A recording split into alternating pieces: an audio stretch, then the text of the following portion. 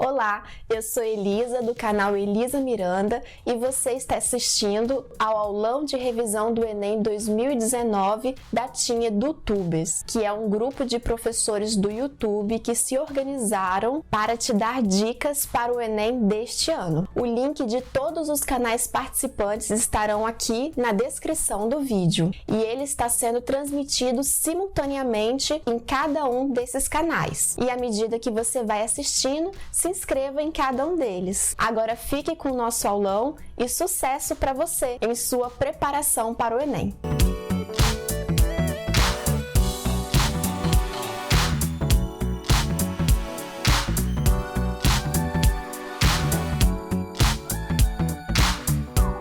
E aí galera esperta, aqui é o professor Beto Brito do canal Literatura Legal e estou aqui neste aulão maravilhoso online para contribuir com seus conhecimentos literários. Vim convidado a participar desse aulão que vai revisar o que há de mais importante para o Enem. E aí eu peço, antes de mais nada, que vocês possam passar no meu canal, o Literatura Legal, e se inscrever, beleza? Eu posto semanalmente conteúdos literários direcionados primordialmente para o Enem, beleza? Preparados? Seguinte, meu povo, olha só. O assunto de hoje é modernismo.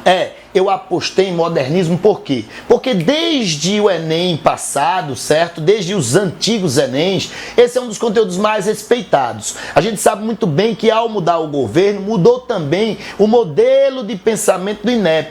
Isso faz com que a gente termine apostando em determinadas ideologias, como por exemplo a ideologia nacionalista. E aí então, devido a isso, eu decidi falar de modernismo primeira fase no Brasil, porque é um conteúdo nacionalista e muito cobrado no Enem desde anos anteriores, beleza? Seguinte, pessoal, primeira coisa que a gente deve saber. O modernismo, para chegar aqui no Brasil, a partir de 22, ele recebeu ainda fortes influências das vanguardas europeias.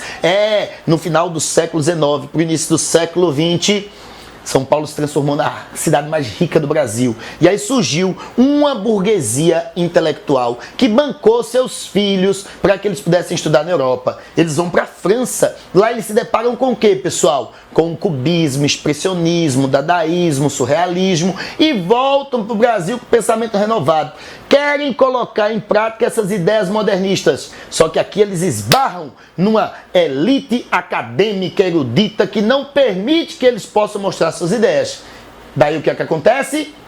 A Semana de Arte Moderna de 1922, no Teatro Municipal, onde o propósito era reunir o máximo de artistas o possível, da literatura, música, pintura, escultura, para que eles pudessem dar o seu grito de alerta, para que eles pudessem dizer assim: basta, nós temos uma nova forma de produto cultural para apresentar a vocês. Nós somos os modernistas. E aí então participaram daí, pessoal, Oswald de Andrade, Mário de Andrade, representantes máximos da literatura desse período, Villa-Lobos na música, na escultura Vitor Brecheret, o que mais? Na pintura Anita Malfatti. Então foram inúmeros artistas que hoje em dia são tão lembrados e consagrados, mas que na época eram esquecidos. Professor, qual a grande proposta dessa primeira fase do modernismo?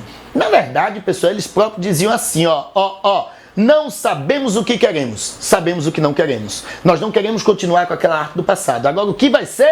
Sei não. Bora testar aí para ver no que vai dar. Então, no fundo, a grande proposta era não ter proposta. Legal, hein? Na verdade, pessoal, ao não ter proposta, eles foram experimentando, criando coisas novas, até que hoje em dia, quando nós avaliamos as obras deles, nós percebemos que eles são, basicamente, autores inovadores, porque eles queriam mudar a maneira de fazer arte, então eles vão inovar de inúmeras maneiras: verso livre, verso branco, linguagem popular, temas do cotidiano. Eles eram autores nacionalistas, exaltavam o país, a cultura, os elementos brasileiros, agora de uma maneira mais crítica, e eles eram irreverentes, porque eles queriam trazer para a arte literária, pessoal, um aspecto diferente daquele formalismo do passado, do clássico, do erudito. Então eles disseram, o brasileiro gosta de piada, gosta de tirar onda, gosta de paródia, então vamos ser o momento do deboche. E aí então começa a primeira fase do modernismo, que vai adquirir o nome de fase da destruição, fase heróica ou simplesmente geração de 22. Os principais ícones dessa fase são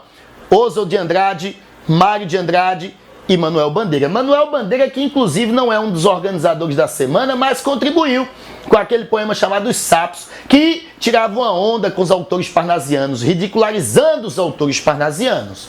Vale lembrar que essa primeira fase também teve alguns manifestos, e um dos mais importantes é o manifesto da antropofagia, que foi redigido pelo Oswald de Andrade, com parcerias aí de Raul Bopp e Tarsila do Amaral. 1928 é o ano desse manifesto. E qual a proposta? Deglutir, mastigar, engolir a cultura estrangeira, aproveitar o que tem de bom para contribuir com a arte brasileira. E justamente baseado nesse manifesto, nós iremos responder uma questãozinha que caiu no Enem de 2017 e que vai abordar essa temática da primeira fase do modernismo. O Enem gosta muito de questões com imagens, o Enem gosta de questões com textos. E aí, então, por isso mesmo, nós iremos tratar dessa questão que vai aparecer na tela agora. Em 2017 caiu essa questão, que tem uma obra do artista baiano Rubem Valentim. Olha para essa obra aí direitinho, pessoal. Perceba que essa é uma obra que utiliza várias características vanguardistas, não é isso? Você verifica que ela parece muito mais uma colagem, ela é abstrata, e ela tem fortes influências, vamos assim dizer, da arte abstrata, do cubismo e das colagens vanguardistas. E aí o texto diz assim, pessoal: Rubem Valentim apresenta emblema que, baseando-se em signos de religiões afro-brasileiras, vocês têm que atentar para esse enunciado aí em que fala signos de religiões afro-brasileiras. Exatamente, pessoal. A gente tem que entender que ele fez referências às religiões de matriz africana. Professor, mas eu não estou enxergando. Na verdade, fica um pouco difícil, porque dentro de uma sociedade preconceituosa como a nossa, as simbologias relacionadas às religiões de matriz africana, elas são muitas vezes esquecidas, não é isso? Mas você atente aí. Veja novamente a imagem. Na imagem tem uns martelinhos, não é? Isso aí representa, pessoal, o martelo de Xangô. Percebam que abaixo aí na imagem tem um arquinho também. Esse arquinho representa, pessoal, o arco de Oxóssi. Ou seja, são representações simbólicas de matriz africana, ok? Vamos ler o restante da questão. Volta aí para a questão. Se transformam em um produto, uma produção artística. Então, olha só, ele disse que, baseando-se em signos da religião afro-brasileira, se transforma em uma produção artística. A obra emblema, 78, relaciona-se com o modernismo em virtude de quê? Por que essa obra deve ser classificada como uma obra modernista? Aí, galera, a gente volta à teoria, não é?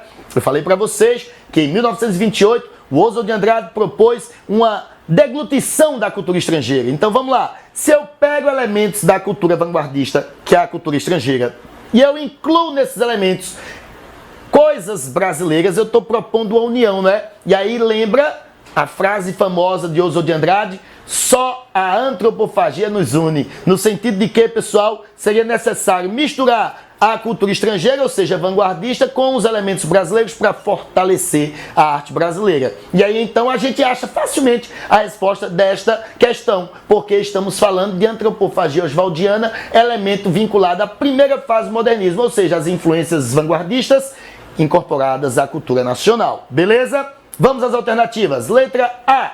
A letra A diz assim, ó: simplificação de formas da paisagem brasileira. Epa, epa, epa. Galera, não são formas da paisagem, são formas da cultura. Então, descarte essa alternativa. Letra B. Valorização de símbolos do processo de urbanização. Olha só, bem que no modernismo nós teremos muito isso. Você vai ver em muitas obras da Tarsila do Amaral, chaminés, automóveis, que fazem referência a essa condição, por influência até do futurismo. Mas para este quadro aí, que seria um texto visual, não cabe. Tá errada a letra B. Letra C. Fusão de elementos da cultura brasileira com a arte europeia. Aí é massa, né, galera? Fusão, que é justamente o que propõe a antropofagia. Eu vou me alimentar de elementos da cultura estrangeira para me fortalecer e aí então fazer uma arte de maior qualidade, uma arte que possa chegar e se expandir pelo mundo inteiro. Marca aí letra C, que é a letra correta, meu povo. Mesmo assim eu vou comentar a letra D e a letra E. Letra D, se liga aí. Alusão aos símbolos cívicos presentes na bandeira nacional. Galera, não tem nenhuma alusão a nenhum elemento da bandeira nacional. Então, na verdade, a gente não pode nem cogitar essa alternativa. Então, descarta aí a letra D. A letra E diz assim: composição simétrica de elementos relativos à miscigenação racial. Muita gente pensa que essa é a alternativa correta, galera. Porque tem verdadeiramente, vamos assim dizer, essa simetria na obra, não é? Que é uma marca da obra do Rubem Valentim, viu? A busca pela simetria. No entanto, pessoal, não está relacionada à miscigenação racial, e sim à mistura cultural. Não é racial, é cultural, beleza? Portanto, marca aí letra C, que é um tipo de questão que eu acredito que pode ser abordado no Enem 2019, tá certo? Esta foi a dica do professor Beto Brito. Não esquece, se inscreve no canal, fortalece a literatura e valeu a todos os meus parceiros que convidaram para participar desse maravilhoso aulão. Detona, fera!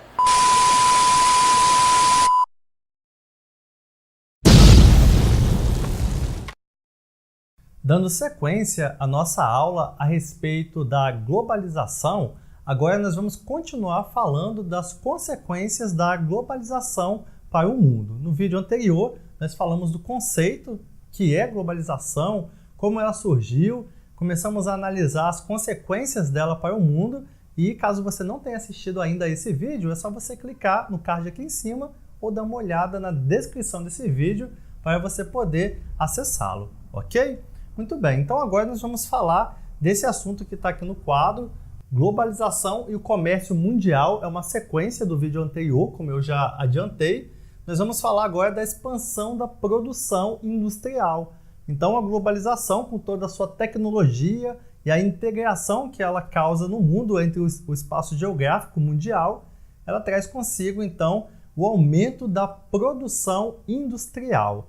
E esse aumento da produção tem a consequência de trazer forte concentração do poder decisório nos países desenvolvidos. Por que isso? Porque as principais empresas do comércio mundial estão localizadas, sediadas nos países desenvolvidos, né? Nós chamamos até algumas delas de multinacionais, têm atuação tanto no país sede, que é um país rico, desenvolvido, como nos países subdesenvolvidos, explorando então o seu trabalho, a sua mão de obra, suas riquezas e o seu mercado consumidor. Mas sobre as multinacionais nós falamos em um vídeo anterior, no vídeo passado, então é só você voltar lá e dar uma conferida, ok? Bom, nós vamos falar também sobre essa expansão das multinacionais, que também é conhecida como transnacionais. Tanto faz, multinacional, transnacionais, depende do autor. Alguns autores preferem falar transnacionais porque elas atuam em outros países e outros preferem o termo multinacional, mas a ideia ali é que essa empresa, como eu já disse, atua tanto na sua própria sede, no seu país de origem, como em outros países, né? Por isso o termo multinacional. E a expansão das multinacionais acontece a partir da Segunda Guerra Mundial, ou melhor, do pós-Segunda Guerra Mundial. Então, com o fim ali da Segunda Guerra Mundial, várias empresas viram aqui no mundo subdesenvolvido, né, nos países como Brasil, América Latina, na África e em tantos outros países, oportunidades de explorar seu mercado consumidor, a sua força de trabalho, suas fontes de energia, matéria-prima e assim por diante. Então, acontece ali a expansão das multinacionais ou transnacionais. Um outro fato que a globalização proporcionou foi a terceira revolução industrial, que nós falamos bastante no vídeo anterior, né? Essa terceira revolução industrial ou revolução técnico-científica, ela tem tudo a ver com a globalização, uma vez que ela está relacionada ao uso e desenvolvimento de tecnologias. E a partir então dessas novas tecnologias, as empresas transnacionais, multinacionais, conseguem explorar o trabalho nos países subdesenvolvidos. E qual é o resultado dessa exploração? O aumento do lucro, aumento da produtividade, porque agora com essas tecnologias é muito mais fácil você ver o funcionamento de uma empresa mesmo é que a sua sede esteja ali a quilômetros de distância, né? Você consegue ali por meio da internet, né, por meio de outras conexões, saber exatamente o que se passa em cada uma dessas filiais. E um outro conceito dentro de globalização que você precisa saber é o conceito de globalização financeira. Então, como o próprio nome já diz, financeiro vem de capital, vem de dinheiro. Então, atualmente acontece extraordinário fluxo de capitais. Então, quando eu falo capitais, eu estou falando de dinheiro, de movimentação financeira. Então, atualmente, com as tecnologias, acontece de forma intensa esse fluxo de capital. Também, grandes transferências acontecem diariamente de forma instantânea por meio das tecnologias. Então, basta um clique para bilhões de dólares sair de um país para o outro. Isso tem a ver com a globalização financeira.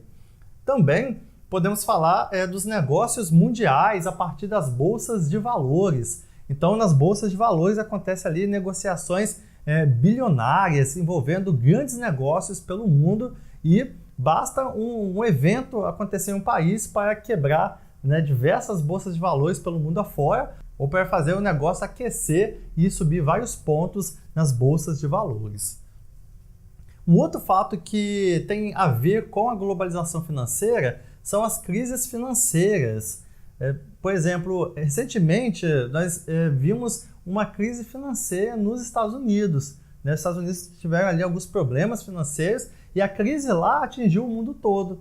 Por que atingiu o mundo todo? Devido a essa conexão que acontece na globalização. Essa integração faz com que o resto do mundo dependa de economias como, por exemplo, dos Estados Unidos, da China, né, que são países que comercializam com países do mundo inteiro. Então, quando acontece uma crise nesses países, atinge o mundo todo.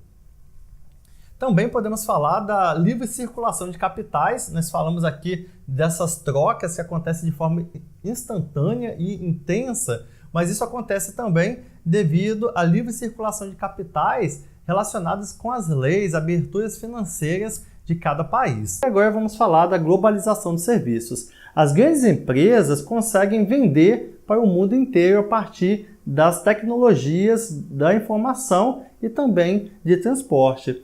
Então, é comum algumas redes de serviços, por exemplo, hotéis, redes de cinemas, algumas marcas estarem presentes no mundo inteiro a partir da globalização. Geralmente essas marcas são promovidas por meio de filmes, por meio de esportes e assim por diante. Então a globalização ela causa isso, a globalização dos serviços. Mas nem tudo dentro da globalização são flores. Existem diversos movimentos, diversos grupos que lutam contra a globalização. Então nós chamamos esses movimentos de movimentos anti-globalização. Por quê? Bem, a globalização ela é vendida, ela é passada como algo positivo. Um exemplo, veja aqui os pontos positivos. A globalização ela passa a ideia de que ela é capaz de reduzir a desigualdade econômica entre os países. Então, como se ela beneficiasse a todos. Também a evolução dos meios de comunicação, de transportes, por exemplo, as transnacionais, as multinacionais, ao irem para outros países, geram emprego nesses lugares. Então, muitos olham com bons olhos a globalização e é essa a ideia que se passa dela. De fato, muito disso tem acontecido sim, mas existem os pontos negativos da globalização. Ela não é para todos, e é verdade. Muitos países africanos sofrem muito pela falta de empregos, falta de comida. A desnutrição é muito presente nesses países, não tem emprego. Não só na África, aqui na América do Sul nós vemos isso também, mas isso é mais presente na África. E além disso, muitos se aproveitam da globalização para práticas ilegais, como venda de drogas, venda de armas, os famosos paraísos fiscais, onde políticos corruptos enviam dinheiro para bancos no exterior, né? E ali a gente não consegue ver o rastro desse dinheiro, então a polícia não consegue, a justiça não consegue identificar e prender, né, esses políticos corruptos e assim por diante. Então esses movimentos buscam o fim da livre circulação financeira e também o fim da exploração dos países ricos por meio da globalização. Muito bem, então nós finalizamos aí mais um vídeo sobre a globalização. Falamos aqui das consequências que ela traz para o espaço mundial. Então você viu aqui a expansão da produção é uma das consequências, a expansão das multinacionais, falamos sobre a mundialização da produção e do comércio, falamos sobre o conceito da globalização financeira e globalização de serviços e vimos ali os movimentos anti-globalização que buscam o fim da exploração dos países ricos sobre os países pobres a partir da globalização. Muito obrigado por assistir esse vídeo e até a próxima. Tchau! Fala galera que está se preparando para o Enem! Tudo bem com vocês? Nessas semanas que antecedem o Enem, a pergunta que a gente mais ouve dos alunos é: professor, o que eu faço para passar na prova? Gente, não existe mágica, tá? Existe sim certos cuidados, uma certa preparação, uma certa organização que pode te ajudar a melhorar o seu desempenho quando você for colocar em prática o que você aprendeu durante todo o ano. Pensando nisso, gente, eu vou passar para vocês aqui uma dica de 4 passos fundamentais que eu passo para os meus alunos nas aulas presenciais de como eles devem se comportar na hora de fazer a prova. Porque eu tenho percebido ao longo dos anos que muitas vezes bons alunos têm um desempenho aquém do esperado porque se perdem durante a prova, principalmente na questão de tempo. E tempo, gente, é uma questão de organização, de praticidade. Você sabe que quando você faz alguma coisa de maneira organizada, pensada, metódica, você tem mais segurança, você tem mais confiança e o resultado é melhor. Então vamos lá. Primeiro passo, você vai fazer uma leitura rápida do texto. Quase todas, isso aqui vale para todas as provas, tá? Quase todas as questões têm um texto. E quando eu falo texto, gente, eu não estou falando apenas do texto verbal. Pode ser uma imagem, pode ser uma fotografia, pode ser um gráfico, uma tabela. Você vai, primeiramente, passar os olhos por esse texto. Passar os olhos, coisa rápida. Seu objetivo aqui é, primeiramente, identificar o gênero textual. Como assim identificar o gênero? O gênero, gente. Que tipo de texto é? É uma tabela? É um gráfico? É um poema? É um texto em prosa? Isso é gênero. Isso você identifica visualmente, sem entrar em detalhes. E, segundo, identificar o assunto. Ah, mas para o assunto eu tenho que ler o texto. Não, pelo título, pelo autor, pela obra, você já tem uma noção. Por exemplo, você tem um poema lá cujo título é Anoitecer, do Carlos Drummond de Andrade. Então você fala, olha, o assunto provavelmente é a noite, né? O entardecer, o anoitecer. Pronto, você identificou o assunto, não é para entrar em detalhes ainda. Aí você vai para o segundo passo. O segundo passo, que eu considero o mais importante, é uma leitura atenta do enunciado. Agora sim, você vai se debruçar sobre o enunciado, a pergunta, e fazer uma leitura extremamente atenta. Seu objetivo aqui é apreender as informações que são dadas sobre aquele texto, tá? Porque o enunciado sempre traz informações sobre o texto. É o que a gente chama de pista. Sabe quando ele fala assim, o texto acima, que fala sobre tal coisa, nesse texto o autor comenta tal. Isso são pistas, isso te ajuda a compreender o texto. São informações que você leva depois para uma releitura do texto. E também, nesse segundo passo, você vai identificar com precisão a pergunta. Isso é fundamental. Você tem que saber qual é a pergunta. E com precisão. Feito isso, essa leitura atenta do enunciado, identificando, né, as pistas e a pergunta com precisão, você vai para o terceiro passo, que é uma releitura do texto, agora sim, buscando a resposta. Ah, professor, mas tem que ler 2 vezes. Não, você não fez uma primeira leitura. Como eu falei, a primeira leitura foi uma passada de olho. Agora, você vai fazer a leitura mais atenta, buscando a resposta e utilizando aquelas pistas que foram dadas. Observe que agora você já tem informações sobre o texto que te ajudarão a entender melhor esse texto.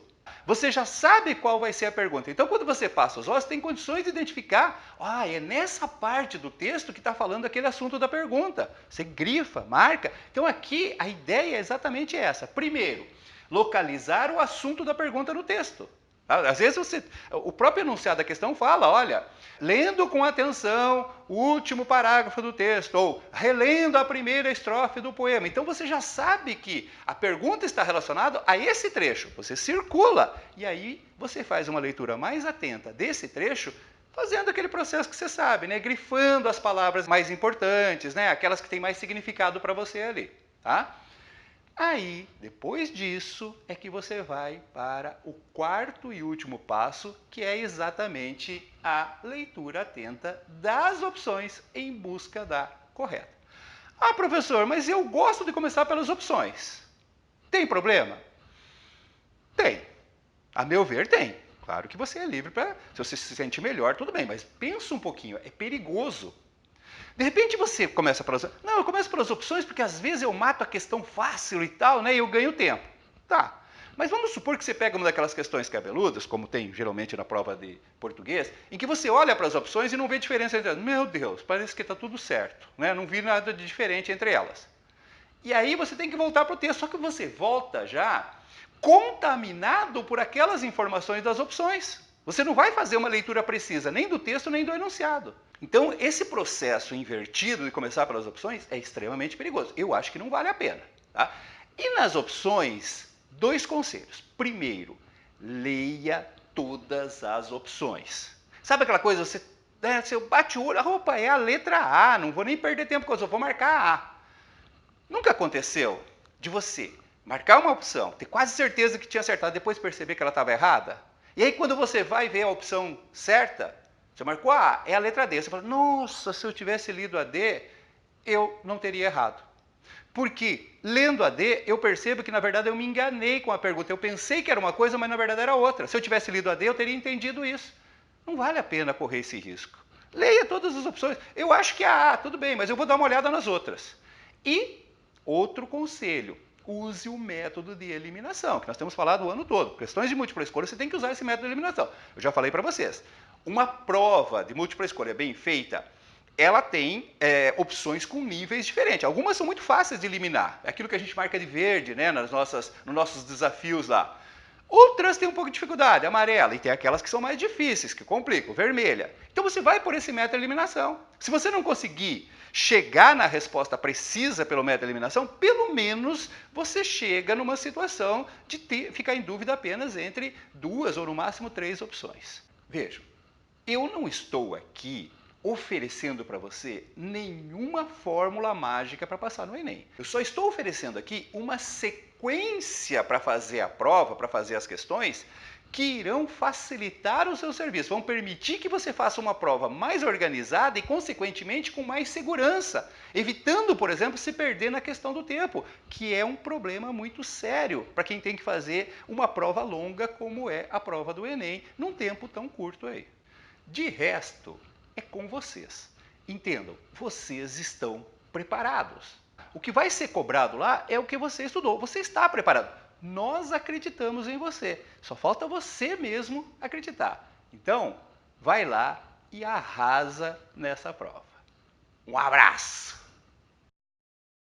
Fala, galera! E aí, pessoal, beleza? Beleza? Vídeo novo do canal Magel. Vamos falar os principais temas que caem no Enem na parte de Geografia, na prova de Ciências Humanas. Cola aí.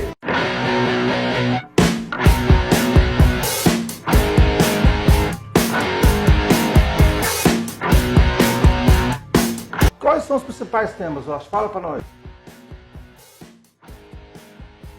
Primeiro vamos começar com urbanização, né, Lobão? Isso, urbanização, as cidades, a tal da rede urbana, a hierarquia urbana, os problemas sociais da cidade, o que mais? Não existe prova do Enem sem tema urbanização. O tema urbanização é importantíssimo. Outro tema que a gente pode citar de extrema importância é o tema sobre agricultura. Isso. Espaço rural, né, Lobão? A geoeconomia está presente nas provas do Enem e a agricultura é um dos maiores assuntos que são abordados, tanto no aspecto dos conflitos fundiários, na tecnologia do campo, aos transgênicos, ao uso de agrotóxicos, né? Em relação às técnicas agrícolas e os impactos sobre o meio ambiente.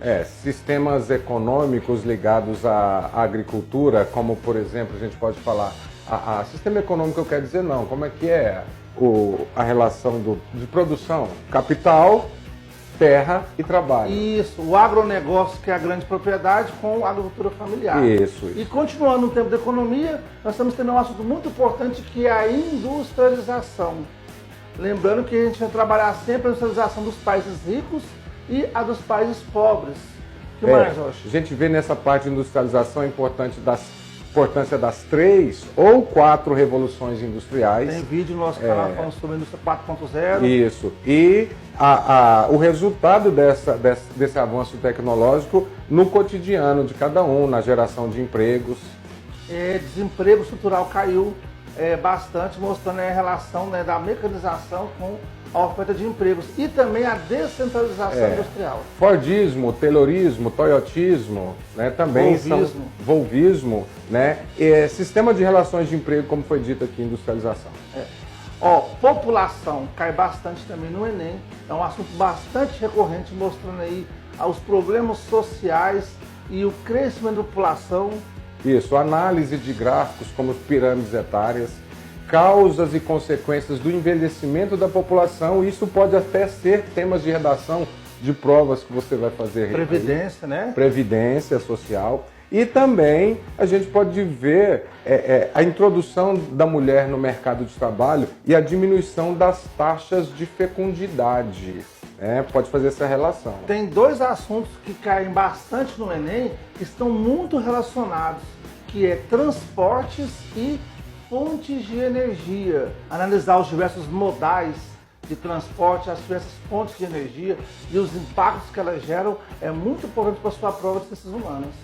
Com certeza. E também, Lobão, a gente não pode deixar de falar sobre conflitos étnicos nacionalistas, né? Isso, a geopolítica relacionada também à parte econômica, da globalização econômica, é muito recorrente. E das diversas regiões do mundo, o que mais cai no Enem é Oriente Médio. Aliar esses conflitos também, a questão que a gente acabou de falar de população, o contexto da imigração, principalmente dentro da Europa, a política norte-americana quanto aos imigrantes, né? Então é coisa que você tem que ler para você se contextualizar para essa prova. E para fechar, o último tema, geografia física, especialmente aquilo relacionado à questão do meio ambiente. Além da questão do meio ambiente, não tem provas sem questão de meio ambiente. Além da questão do meio ambiente e geografia física, a gente pode observar a importância da cartografia, coordenada geográfica. Isso mesmo, né? Então, essas são as dicas nossas aí dos principais assuntos que são cobrados no Enem, na parte da geografia. Pessoal, um abraço, vamos junto educar essa galera e esse pessoal aí, com a nossa ajuda, vai passar com certeza no Enem.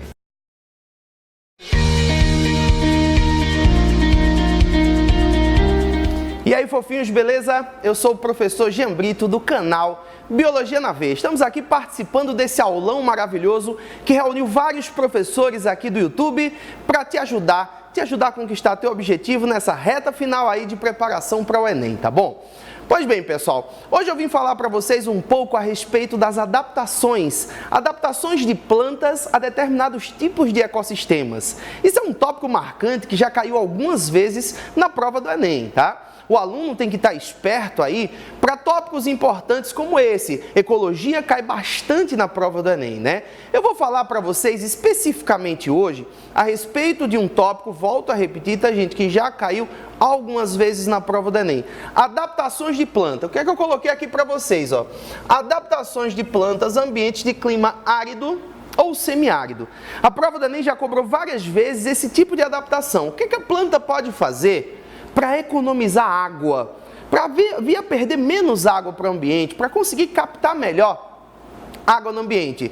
Questões da prova do Enem já abordaram ambiente de cerrado, né, onde a água era um pouco escassa, onde o clima não era tão assim favorável para grande disponibilidade de água, e também questões de caatinga, que já caíram também na prova do Enem, falando a respeito desses tipos de adaptação, tá?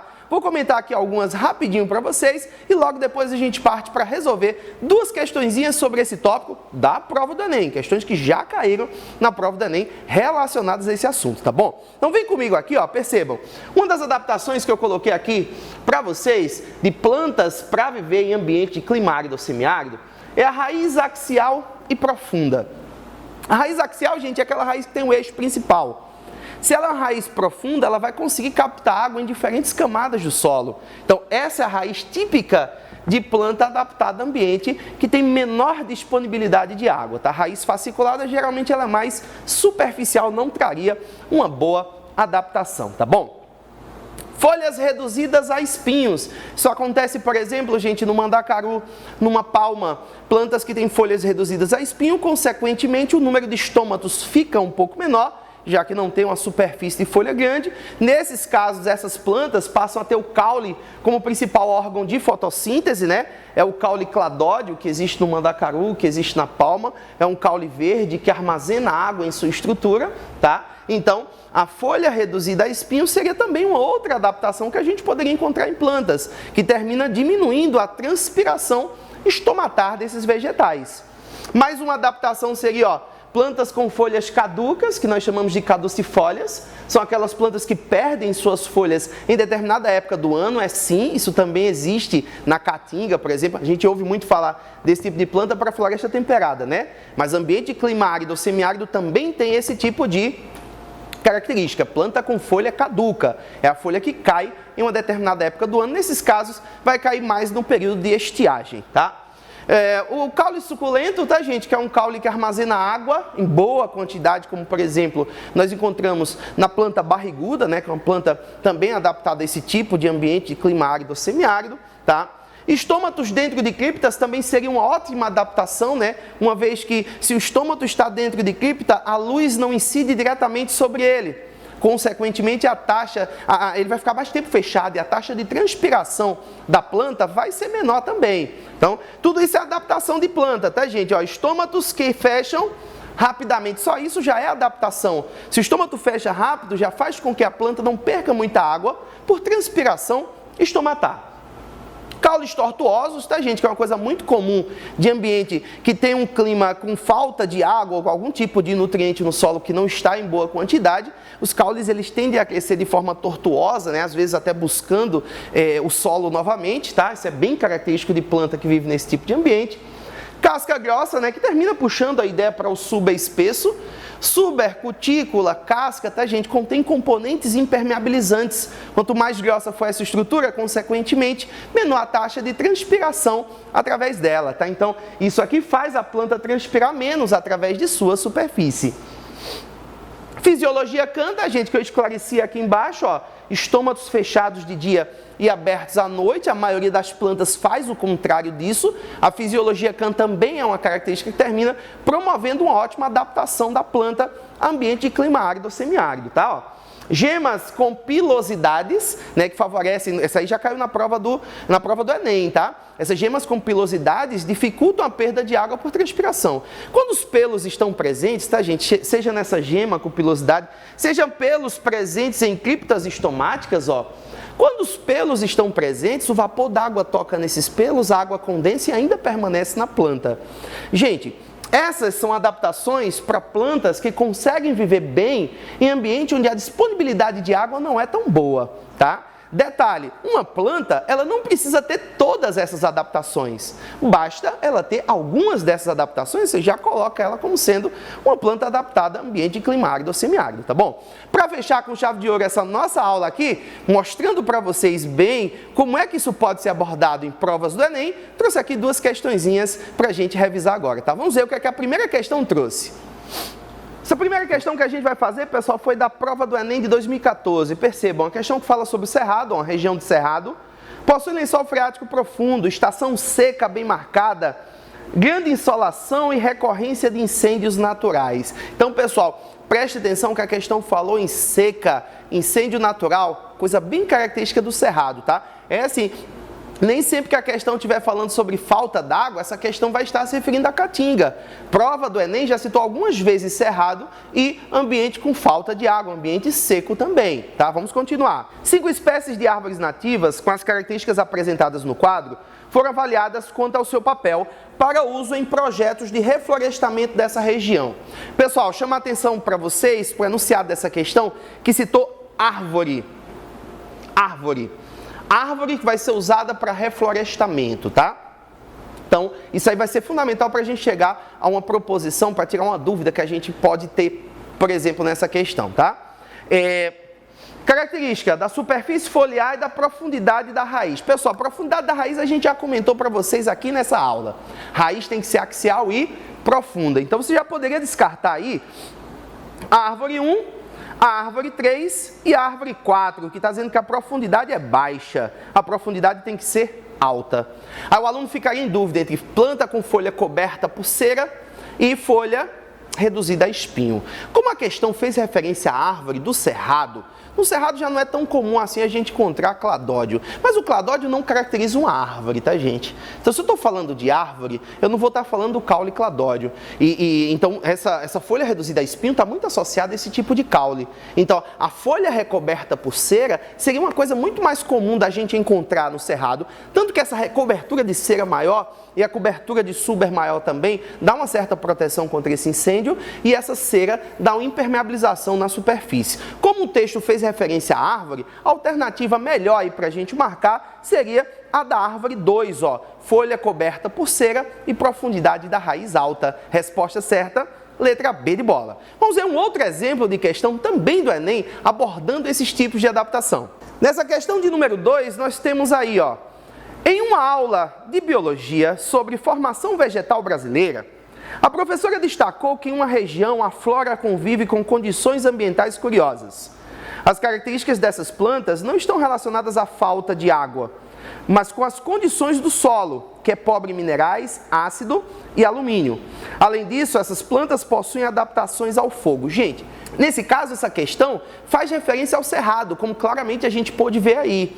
Nesse caso, a questão nem está falando sobre economia de água, mas está falando sobre característica do solo, que é pobre em sais minerais, né, que é um solo diferente. Então, ele está perguntando característica de planta do cerrado. Tá? Percebam, essa questão não pede adaptação contra a perda de água, mas é uma questão característica da prova do Enem que pede adaptação de vegetação ao ambiente. Caiu recentemente na prova do Enem a questão sobre mangue, pedir adaptação ao ambiente de mangue, tá? Nesse caso, cerrado. A questão diz assim, volta para o enunciado, ó.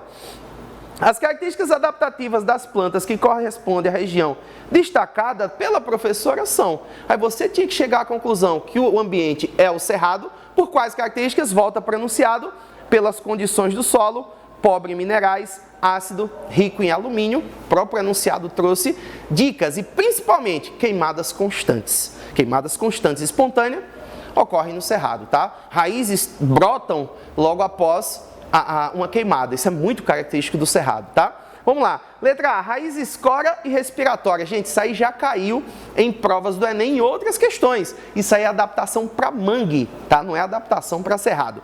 Letra B, raízes tabulares e folhas largas. Raiz tabular, gente, é raiz típica de planta muito alta. É mais comum você encontrar isso numa mata atlântica, numa floresta amazônica, tá?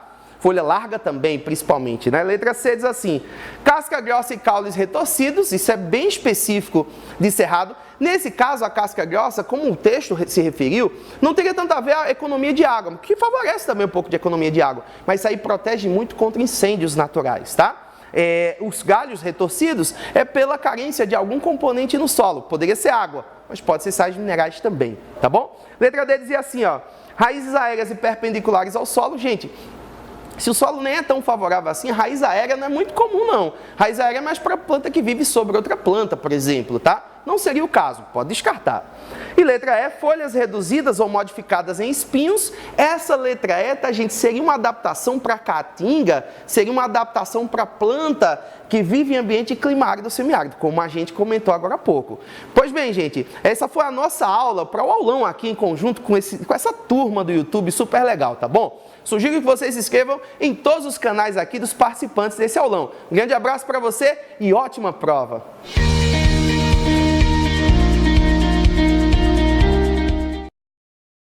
E aí galera, inscrita aqui no canal Apigea Atualidades, joinha com vocês. Quem tá falando aqui é o professor Oswaldo.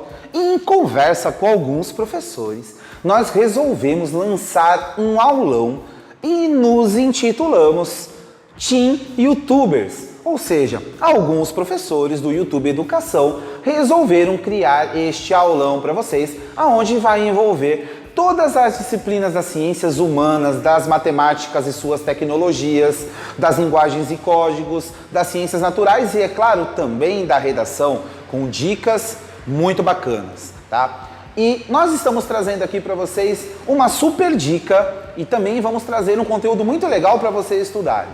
Então, roda a vinheta!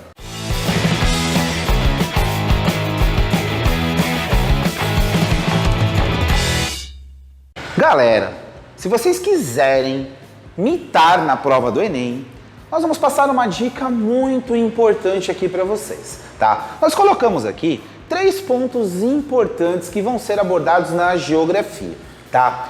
Localização, causa, consequência. Então, tudo que a gente for estudar na geografia vai ser envolvido em uma localização, ou seja, vai ocorrer em um lugar. E neste lugar vai ter um fato, que vai ter uma causa. Então, nós podemos linkar a localização com a causa. E toda esta causa vai trazer para a gente uma consequência, um resultado. Ou seja, todos esses termos eles vão se interligar. Se você quiser mandar bem no Enem, link, localização, causa, consequência. Tudo acontece em um determinado lugar, vai ter uma causa para este acontecimento e este acontecimento vai ter uma consequência. Gostaram da dica? Então vamos agora conhecer um pouquinho o nosso conteúdo que, se vocês conseguirem dominar com maestria, vocês vão entender perfeitamente esta questão colocada aqui na lousa. Então, conforme combinamos anteriormente, trago para vocês os princípios básicos da geografia, porque nós estudamos as questões geopolíticas, toda a geografia humana, toda a geografia física, mas nós esquecemos muitas vezes de estudar o básico da geografia. Então estou trazendo aqui para vocês como revisão do Enem os conceitos básicos da geografia. Eu aponto aqui como primeiro conceito a paisagem. Quando eu falo do termo paisagem, nós lembramos mais assim de uma ilha, nós lembramos de um grande relevo, de uma vegetação arbustiva assim bem densa, mas de fato isso é a paisagem? De acordo com alguns geógrafos, a paisagem é tudo aquilo que está ao alcance dos nossos olhos. E a paisagem ela pode ser dividida em 2 partes. A paisagem natural, que não foi modificada pelo homem, e a paisagem cultural, aquela modificada pelo homem. O segundo conceito que nós colocamos aqui é o lugar. O lugar pode ser qualquer ponto que nós estamos? Sim, gente, pode, desde que ele tenha uma afetividade pelo homem. Então, o lugar é a relação do homem e o seu meio. Um exemplo, a escola. A escola pode ser considerado um lugar? Sim, exatamente. E o nosso quarto, ele também pode ser considerado um lugar? Então, vocês conseguiram entender a diferença entre paisagem e lugar? Recapitulando aqui, paisagem, tudo aquilo que está ao nosso alcance, sendo natural ou sendo humanizado. Já o lugar, tudo aquilo que o homem e o seu meio têm como predominância de afetividade. Um lugar que nós gostamos, ou talvez um lugar que nós não queiramos estar novamente. Tranquilo? O terceiro ponto que nós colocamos aqui é o território. O território, ele também não deixa de ser um lugar, mas ele é um lugar que é meio delimitado por fronteiras. Um exemplo disso, o Brasil. O Brasil ele pode ser considerado sim um território porque ele faz fronteira com os outros países da América do Sul, exceto, é claro, o Equador e o Chile. Já falando um pouquinho do quarto conceito da geografia que nós colocamos aqui, é a região. A região ela pode ser definida por uma demarcação por limites. Um exemplo disso, o lugar que eu estou na Baixada Santista. Ela é uma região onde se encontram 9 municípios que têm as mesmas características, tanto relacionado ao turismo, quanto relacionado também à sua interdependência. Beleza? E o último conceito é, sem dúvida, o espaço geográfico. O espaço geográfico, na verdade, é uma combinação de todos esses conceitos que se colocam aqui. O espaço geográfico ele pode ser uma paisagem, pode estar num lugar, pode ser também um território e, é claro, ele também pode ser uma região. Então, resumindo aqui, o espaço geográfico é o mais complexo de todos os conceitos da geografia, já que ele engloba todos os outros conceitos. Beleza? E aí, galera, gostaram de conhecer um pouquinho desses conceitos básicos da geografia que muitos de vocês nem lembram lá para estudar na prova do Enem, né? Também gostaram daquela dica que eu dei no começo do vídeo? Se vocês não lembram da dica, voltem lá e marquem, porque é muito importante, beleza?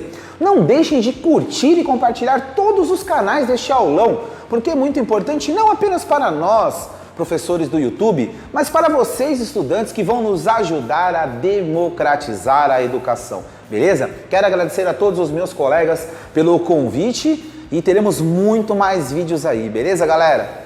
Dê um up nos seus estudos!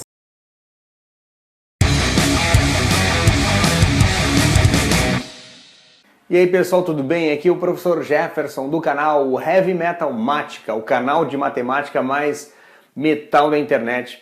Bem-vindos ao aulão pré-ENEM e a minha aula será de geometria espacial, em específico corpos redondos. Questões de corpos redondos é muito comum aparecer no Enem, então vem comigo, vamos conhecê-los.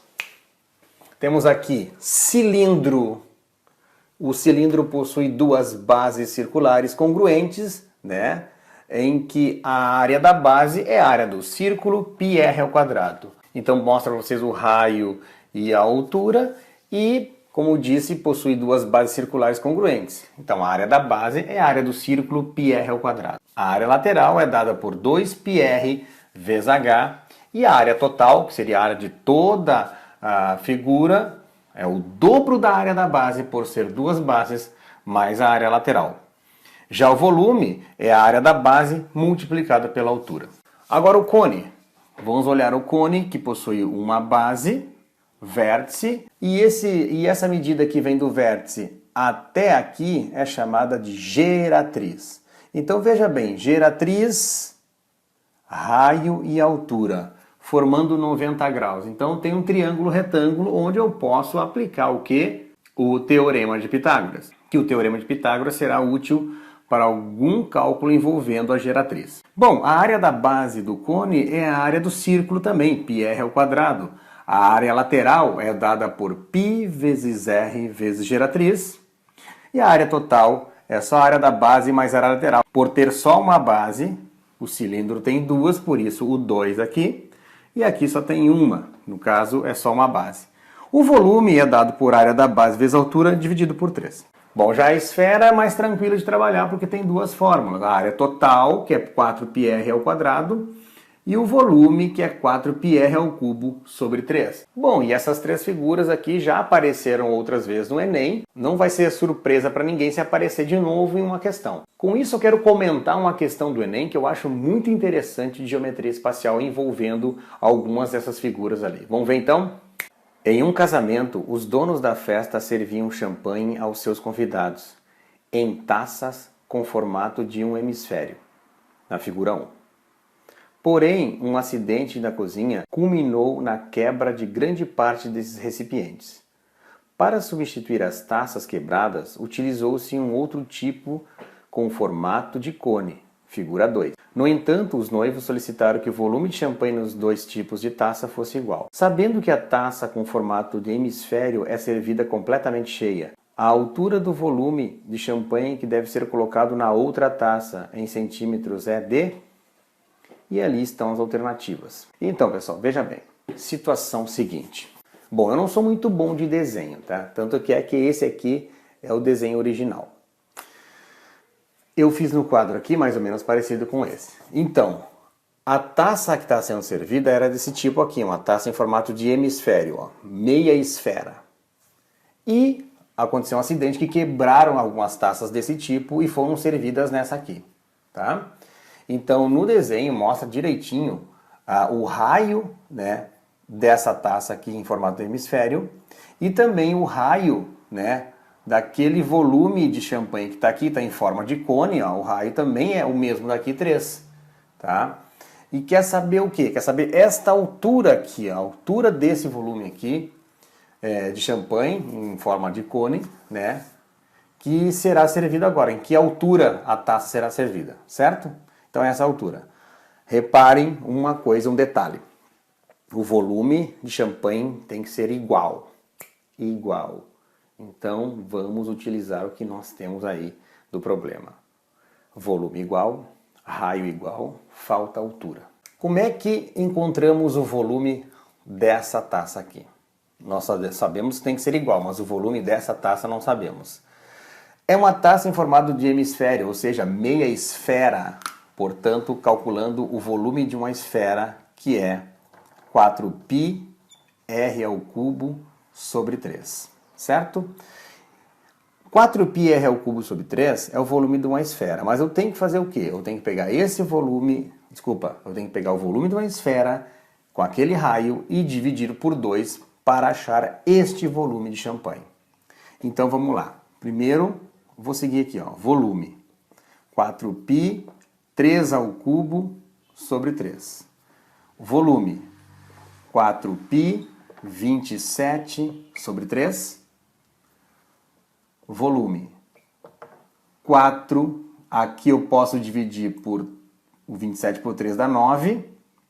9 vezes 4, 36π. 36π de volume.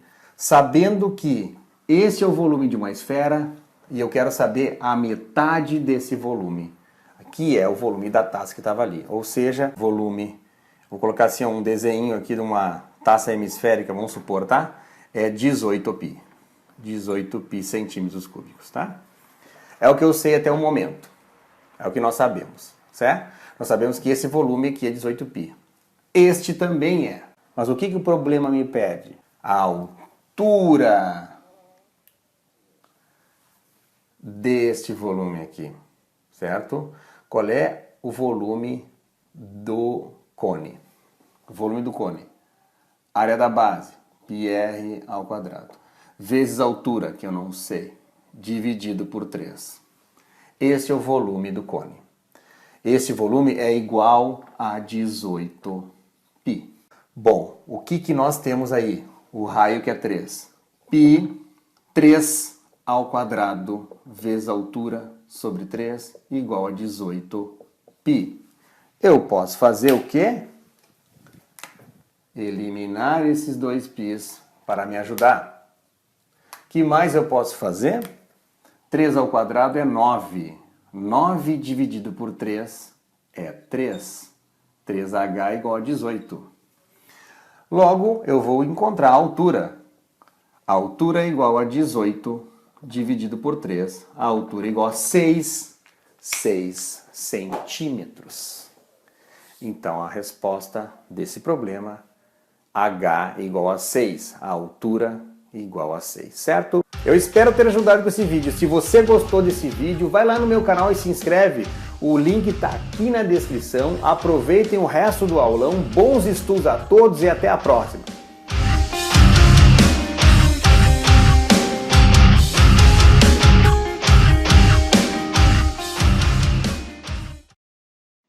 Reações químicas que não ocorrem totalmente?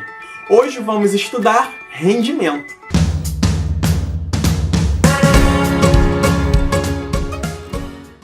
Olá pessoal, estamos aqui em mais um encontro no nosso canal Fórmula de Soluções. Estamos vendo o módulo de estequiometria. Hoje vamos para o nosso tópico número 2.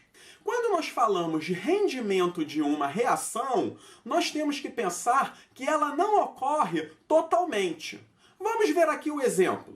Uma molécula de CH4 reage com duas moléculas de O2, gerando uma molécula de CO2 e duas moléculas de água.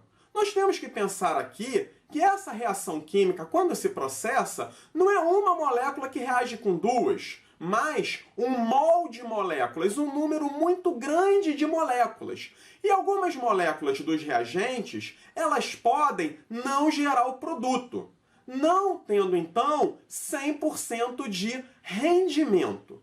O rendimento é uma relação entre a quantidade obtida de produto e a quantidade teórica do produto que eu iria obter.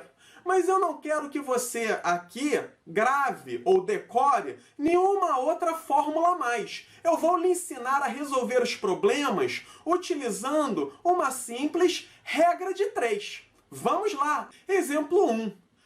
Vamos lembrar os nossos passos de como nós resolvemos um problema de cálculo estequiométrico. O primeiro passo, nós temos que escrever a reação química balanceada. Aqui a nossa reação vai ser o H2 mais o O2 gerando H2O, que é a molécula de água. Aqui, equilibrando, 2H2 mais O2, dando 2H2O. O nosso segundo passo é ver quais são os compostos citados no enunciado e qual é a grandeza que está sendo relacionada. Nós aqui vemos que temos 20 gramas de H2, logo ele está relacionando é massa de H2, e a pergunta dele é qual a massa de água, logo ele está correlacionando com a massa de H2O. Se eu olhar para a nossa equação, o que nós podemos ver sobre H2 e água? Podemos ler que 2 mols de H2 está para 2 mols de H2O. Simplificando, 1 mol de H2 está para 1 mol de H2O. Vamos agora ao nosso quarto passo, que é passar essa informação de mols para massa. 1 mol de H2 tem 2 gramas. 1 mol de H2O tem 18 gramas. Logo, nós fazemos a nossa primeira linha da regra de 3, onde 2 gramas de H2 está para 18 gramas de água. E vamos completar com a informação do problema. 20 gramas de H2 vai estar para X gramas de água. E vamos descobrir 180 gramas de água que serão formadas. Esse é o nosso problema normal. Vamos agora aplicar a parte do rendimento, que é o nosso sexto passo. É meramente mais uma regra de 3. Nós aqui sabemos que 180 gramas de água seriam formadas se o meu rendimento fosse de 100%. Logo, 180 gramas de água está para 100%. Mas o nosso rendimento da reação é de 70%. 70% vai estar para Y gramas de água. E vamos descobrir, então, a massa real de água formada com esse rendimento, que são 126 gramas de água. Vamos ao nosso segundo exemplo. Bem, primeiro passo, escrever a equação química equilibrada. Aqui, 2H2 mais O2 gerando 2H2O. No enunciado, nós vemos que estão sendo citados H2 é massa de H2 e massa de H2O. Em relação a esses compostos, nós podemos olhar para a equação e ver que 2 mols de H2 estão para 2 mols de H2O. Simplificando, 1 mol de H2 está para 1 mol de H2O. Vamos agora passar essa informação molar para a grandeza do problema, que é a massa. 1 mol de H2, então, podemos escrever 2 gramas de H2. E 1 mol de H2O podemos escrever 18 gramas de H2O. Vamos completar agora com a informação do problema. Mas quando nós olhamos para o nosso enunciado, aqui nós vemos que ele deu 12 gramas de H2 e formou 54 gramas de H2O. Qual desses valores eu vou usar na minha regra de 3? Em problemas de rendimento, a quantidade de produto nem sempre é a quantidade total que poderia ser gerada com rendimento de 100%. Aliás, deve ser uma quantidade menor que o 100% da reação. Por isso que ele está lhe perguntando qual é o próprio rendimento. Então, nós vamos completar a nossa regra de 3 sempre com o valor do reagente. Aqui no caso, 12 gramas de H2. Iremos formar X gramas de água. E descobrimos que, se o rendimento for de 100%, deveríamos formar 108 gramas de água. Vamos agora ao nosso sexto e último passo, que é calculando o rendimento. Se nós tivéssemos formado 108 gramas de água, teríamos um rendimento de 100%. Ele, no enunciado, disse que só formou 54 gramas de água. Isso vai me dar Y de rendimento. E vamos descobrir agora 50% de rendimento final. Vamos agora para a nossa parte de exercício. Para a questão 114 do Enem, prova amarela. Lembrando que esse problema ele é de estequiometria, envolvendo o caso especial de rendimento. Vamos à resposta. Bem, primeiro passo para nós resolvermos um problema de estequiometria é nós termos a equação química equilibrada. Ela já foi fornecida pelo problema. Aqui, o segundo passo é nós vermos qual é a substância que está sendo citada no enunciado e qual é a relação pedida. No enunciado, ele quer saber qual é a massa de ácido salicílico para nós produzirmos 900.000 comprimidos de AAS. Então, aqui, as substâncias citadas e a grandeza é massa de ácido salicílico e massa de AAS. Olhando para essas substâncias na nossa equação, nós vemos a relação. 1 mol de ácido salicílico está para 1 mol de AAS. Passando para a massa, nós vemos que 138 gramas de ácido salicílico está para 180 gramas de AAS. E qual vai ser a massa que nós queremos produzir de AAS, que é o nosso produto final? Nós queremos 900.000 comprimidos. Nós sabemos que cada comprimido tem 500 mg de AAS, ou seja, 0,5 gramas. Se nós queremos fabricar 900.000 comprimidos, nós fazemos 900.000 vezes 0,5, que é a massa de um comprimido, né? E vamos obter, então, 450.000 gramas, que é a massa de 900.000 comprimidos de AAS. E podemos completar agora a nossa regra de 3. Nós tínhamos 138 gramas de ácido salicílico, está para 180 gramas de AAS. X gramas de ácido salicílico, então, vão estar para 450.000 gramas de AAS. A resposta, então, é 345.000 gramas de ácido salicílico, ou 345 quilos de ácido salicílico. Vamos agora aplicar a parte do rendimento, é nosso sexto passo. Ele disse que o rendimento da reação é de 50%, ou seja, a massa que eu preciso de ácido salicílico, ela vai estar somente para 50%. A massa total de ácido salicílico que eu necessito, ela vai ser 100%. E nós chegamos à resposta final. Nós iremos precisar de 690 quilos de ácido salicílico para a produção de 900.000 comprimidos de AAS. Muito bem! Se vocês tiverem alguma dúvida, sugestão ou comentário, nos escrevam! E lembrem-se de curtir a nossa fanpage do Facebook, inscrever-se no nosso canal do YouTube e na nossa conta do Instagram. Um grande abraço a todos e vamos às aulas! Olá, tudo bem com você? Olha só, a aula de hoje é especial, com essa galera super preparada para dar dicas sensacionais para o seu Enem. Vamos começar agora a revisão do Enem de Química, tá? Eu sou o professor Marco Viana e antes da gente começar a nossa revisão, ó, se inscreve aí no nosso canal para ficar por dentro de tudo que vai cair no seu Enem, beleza? Então vamos lá, eu vou passar aqui e vou dar 3 dicas super especiais que podem aparecer no seu Enem. A primeira delas está relacionada à chuva ácida. Detalhe, galera, olha só, toda chuva já é naturalmente ácida. Por que toda chuva já é naturalmente ácida?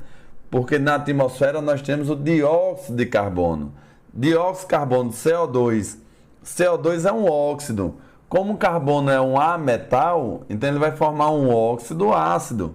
Se fosse metais da família 1A e 2A, por exemplo, formaria óxidos básicos, tá legal? Então o CO2, que é um óxido ácido, quando ele reage com a água, forma um ácido carbônico. Então toda chuva já é naturalmente ácida, porque o CO2 encontra com a aguinha das nuvens, formando ácido carbônico. Detalhe, ó, a gente só vai considerar a chuva efetivamente ácida quando o pH for menor do que 5,6, beleza? A escala de pH, lembra aí que é uma escala que vai de 0 até 14, de 0 a 7 é ácida, 7 é neutro, 7 a 14 é básico. Então, abaixo de 5,6 é que a gente vai considerar uma chuva ácida. Pode haver uma chuva ácida pela emissão de CO2? Pode. A queima de combustíveis lá nos automóveis libera grande quantidade de CO2. CO2, CO2, CO2 vai deixando a chuva cada vez mais ácida, tá legal? Então a gente pode ter uma chuva ácida causada pelo CO2. Mas a gente também pode ter a chuva ácida, ó, causada pelo enxofre.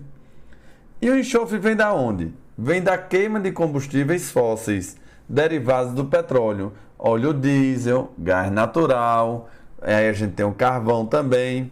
Então ele tem como impureza o enxofre. Esse enxofre, ele sofre combustão e aí pode originar dois gasezinhos aqui, ó. Pode originar o SO2 e o SO3, beleza? Isso aqui, quando reage com a água das nuvens, forma o H2SO3 e o SO3, quando reage com a água das nuvens, forma o H2SO4, o ácido sulfuroso e o ácido sulfúrico. Então a chuva ácida em ambientes industriais, ela é bem mais ácida do que ela naturalmente ela é. Por quê? Porque esses ácidos agora são ácidos mais fortes. Então essa chuva aqui ela vai ser mais ácida. Outra substância que forma a chuva ácida são os óxidos de nitrogênio, NX,OY, que quando reage com a água das nuvens, formam o HNO2 e o HNO3. Esses ácidos são ácidos mais fortes também. E aí a gente tem esse tipo de chuva ácida quando a gente tem combustão em motores internos, combustão dentro de motor de carro, por exemplo. Tá legal? Então essa chuva ácida aí é mais ácida do que naturalmente ela é formada, porque esses ácidos eles são mais fortes. E quais são os impactos de uma chuva ácida? A gente tem a acidificação do solo. Acidificando o solo vai causar desertificação, vai desmatar a natureza, vai acidificar os lagos e aí os peixinhos vão morrer.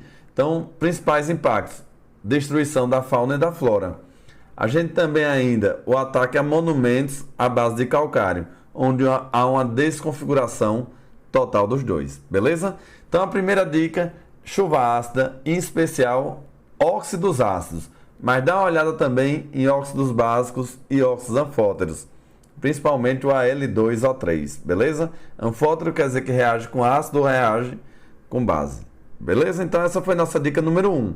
Dica número 2, alotropia. Galera, o que é alotropia? É quando o mesmo elemento químico forma substâncias diferentes.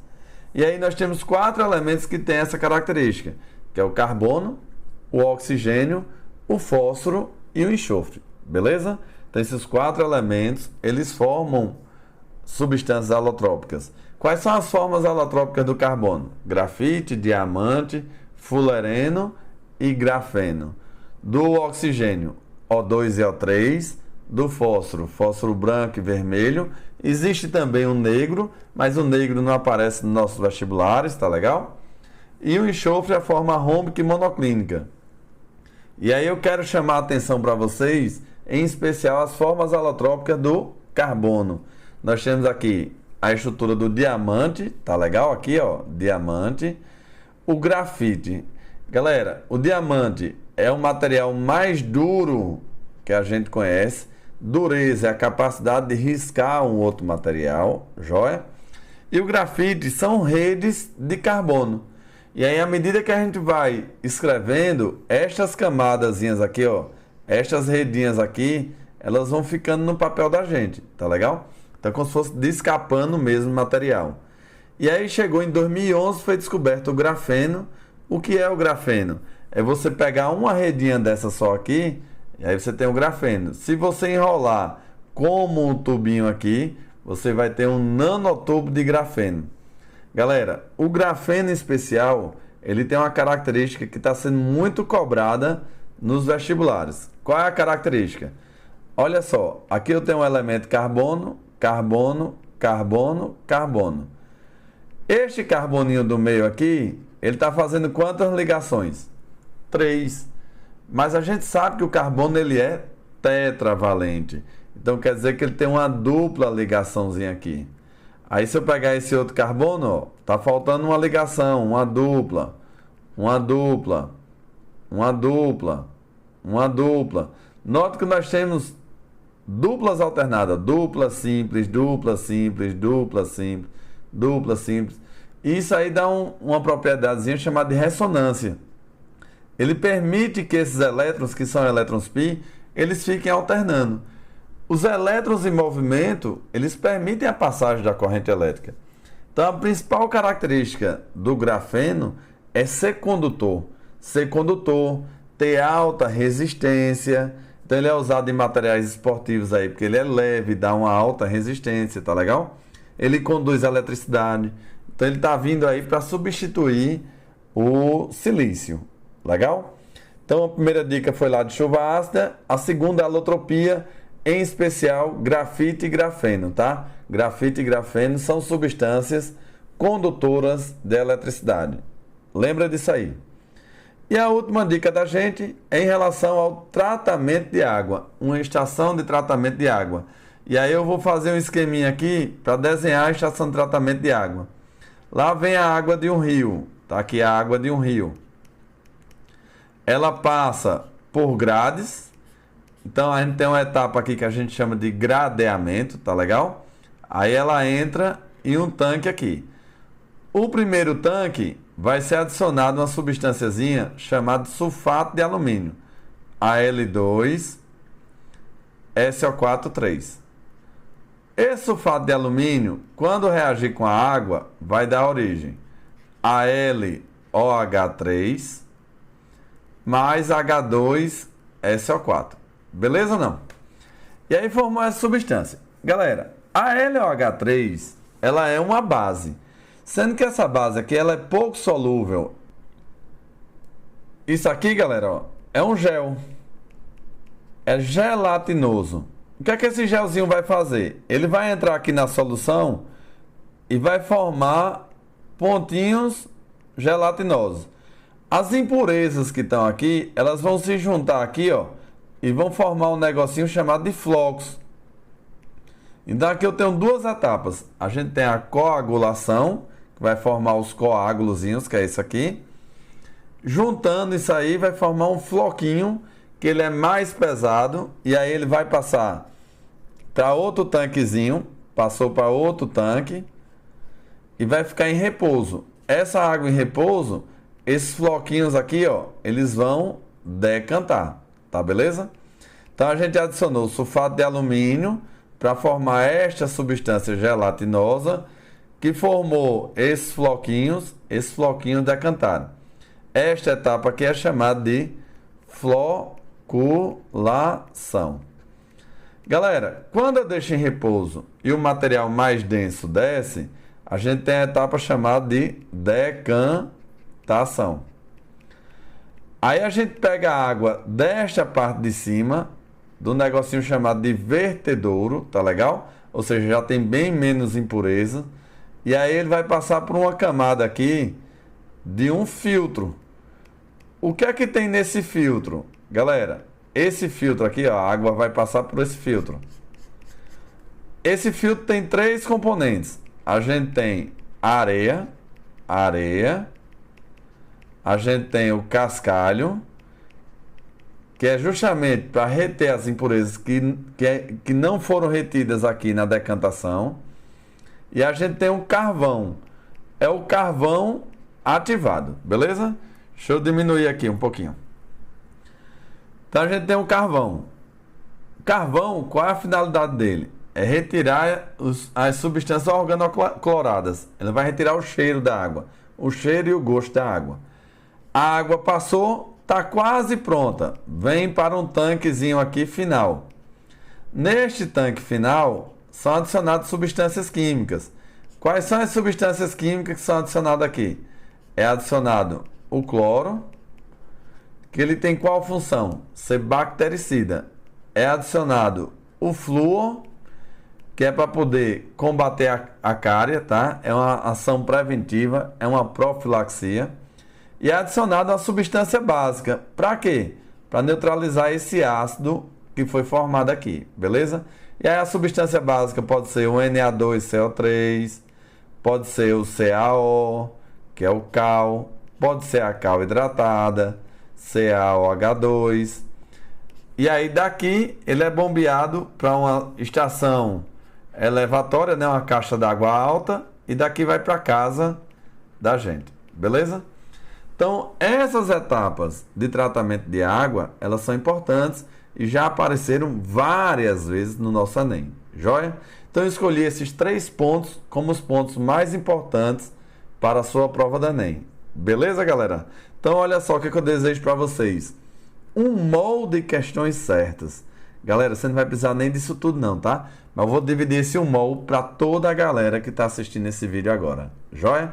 Se inscreva aí no nosso canal do YouTube, Química do Enem. Então, um beijão para vocês e sucesso aí com toda essa galera massa que está dando um show de bola com as dicas especiais para vocês. Valeu, galera. Tchau, tchau.